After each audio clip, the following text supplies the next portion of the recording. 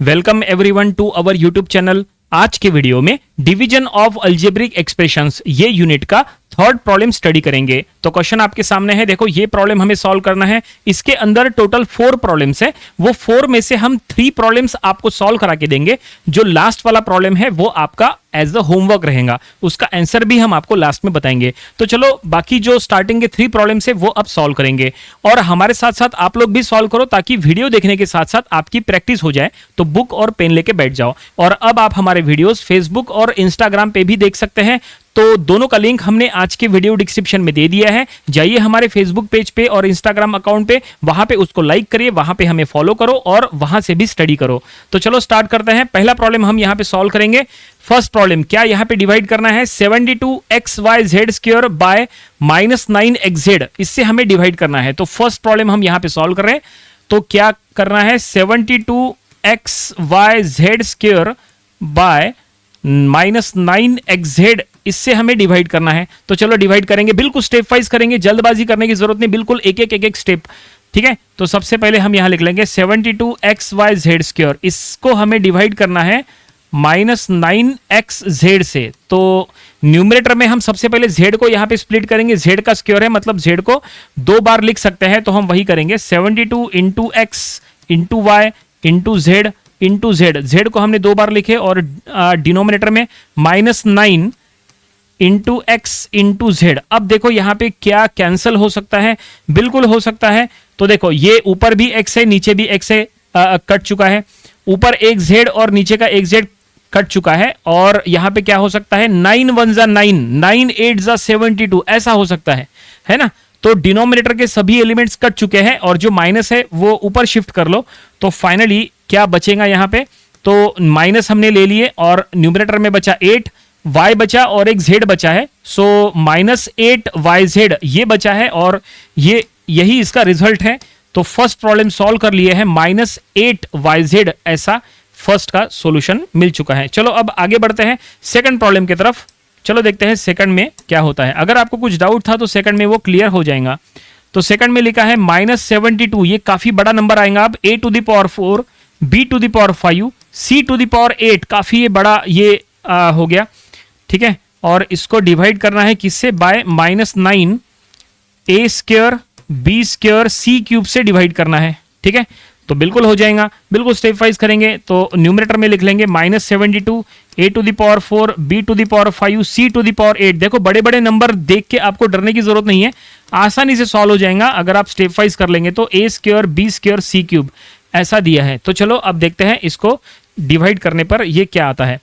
तो न्यूमरेटर में है -72, अब यहां पे है a⁴। देखो a⁴ है तो a को 4 बार लिख सकते हैं, b⁵ है तो b को 5 बार लिख सकते हैं, लेकिन हमें काम करेंगे अब इतने बार नहीं लिखेंगे, उसको थोड़ा सा कम करेंगे। ऐसा क्यों, ऐसा इसलिए क्योंकि डिनोमिनेटर में भी चेक कर लिया करो कि डिनोमिनेटर में क्या लिखा है। तो डिनोमिनेटर में a² लिखा है, मतलब यह है कि न्यूमरेटर में से सिर्फ 2a कटने वाला है। टोटल 4a है, 4 में से 2 कटने वाले हैं। तो आप इसको ऐसा लिख सकते हैं, a² into a into a, ऐसा लिख सकते हैं, चलेगा। देखो a² इंटू a यानी इनडायरेक्टली a⁴।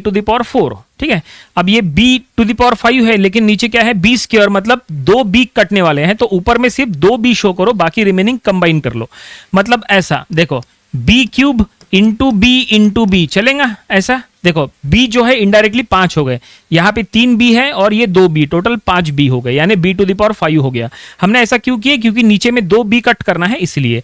अगर आपको ऐसा नहीं करना है तो फिर आप 4 बार a लिखो, a into a into a into a, और 5 बार b लिखो तो भी चलता है, कोई फर्क नहीं पड़ता है, उससे भी आपको फुल मार्क्स मिलेंगे। और c⁸ है तो आप c into c into c into ऐसा पूरा 8 टाइम लिख सकते हैं, लेकिन इतना लिखने की जरूरत नहीं। नीचे चेक करो क्या है, c³, मतलब c जो है वो 3 यहाँ पे कटने वाले हैं, तो ऊपर में 3 c शो करो, बाकी रिमेनिंग को कंबाइन कर लो। तो हम यहां लिख लेंगे c⁵ into c into c into c, देखो इस तरह से। और डिनोमिनेटर में -9, तो हम यहां लिख लेंगे -9 into a into a into b into b into c into c into c। देखिए इस तरह से डिनोमिनेटर को हमने पूरी तरह से स्प्लिट किया है, और अब जो कटने वाला है वो यहाँ पे कट करो। तो यहाँ पे 2a है, नीचे के 2a ऊपर के 2a कट चुके हैं, नीचे के b है 2 और नीचे ऊपर के 2b कट चुके हैं, और नीचे के 3c और ऊपर के 3c कट चुके हैं, ठीक है। और यहाँ पे माइनस माइनस कट चुका है, 9 1 जा 9, 9 8 जा 72, और अब जो बच गया वो लिख लो रिजल्ट में, वही हमारा फाइनल आंसर हो जाएगा। तो ऊपर में बचा 8 और यहाँ पे a स्क्वायर बचा, b क्यूब बचा, c टू द पावर 5 बचा, लिख लो a square b cube and c to the power 5, और वही इसका रिजल्ट है। तो देखो हमने सेकंड प्रॉब्लम भी सॉल्व कर लिए, ये सेकंड प्रॉब्लम का हमने आंसर निकाल लिए, ठीक है। चलो आगे बढ़ते हैं थर्ड और लास्ट प्रॉब्लम, क्योंकि फोर्थ प्रॉब्लम आपको होमवर्क में करना है। तो चलो अब थर्ड प्रॉब्लम को सॉल्व करेंगे। थोड़ा सा इसको छोटा कर लेते हैं ताकि थर्ड प्रॉब्लम भी इतने जगह में आ जाए जहां तक आ सकता है शायद, ठीक है। चलो इतने जगह में आराम से कर लेंगे। थर्ड प्रॉब्लम यहां पे सॉल्व करेंगे। तो क्या है third problem, 16m cube y square by 4m square y, ठीक है।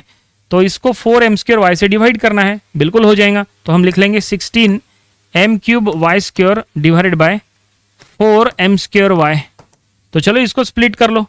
तो हम यहाँ पे लिख लेंगे 16 into m into m into m, देखो m क्यूब है तो 3 बार m, और उसके बाद वाई स्क्वेयर है यानी y इंटू वाई, और डिनोमिनेटर में 4 into m into m into y. इस तरह से हमने स्प्लिट कर दिए, और अब यहाँ पे कट करो। तो देखो कट करेंगे तो क्या रिजल्ट बनता है। तो सबसे पहले 4 1 जा 4, 4 4 जा 16, देन ये कटा m, ये m कटा, ये m कटा, ये m कटा, ये y कटा, ये y कटा, बस खत्म। डिनोमिनेटर के सभी एलिमेंट्स कट चुके हैं, और अब जो बचा है वो लिख लो। तो न्यूमरेटर में बचा है पहले 4, यहाँ पे m बचा है और एक y बचा है, मतलब 4my, बस इतना बचा है, और ये आगे कुछ भी नहीं होगा, बस इतना। तो ये स्टॉप करो, और यहाँ पे ये थर्ड प्रॉब्लम भी सॉल्व हो गया। तो टोटल 4 प्रॉब्लम दिए थे, 4 में से 3 प्रॉब्लम हमने सॉल्व कर लिए, बचा फोर्थ प्रॉब्लम। फोर्थ प्रॉब्लम आपको एज अ होमवर्क में सॉल्व करना है, और फोर्थ प्रॉब्लम का आंसर क्या आएगा तो वो हम यहाँ पे आपको लिख के देते हैं। तो फोर्थ प्रॉब्लम का जो होमवर्क है उसका आंसर आएगा 8m n स्क्वायर p, ये आंसर आएगा 8m n स्क्वायर p, ये फोर्थ प्रॉब्लम यानी होमवर्क का आंसर आएगा। और ये प्रॉब्लम आपको जरूर सॉल्व करके देखना है, और हमें बताना है कि आपसे सॉल्व हुआ कि नहीं। अगर कुछ डाउट है तो आपको हमें कमेंट करके पूछना है। तो इस तरह से ये पूरा प्रॉब्लम हमने सॉल्व कर लिए। उम्मीद करते हैं कि पूरा ये समझ में आया होगा।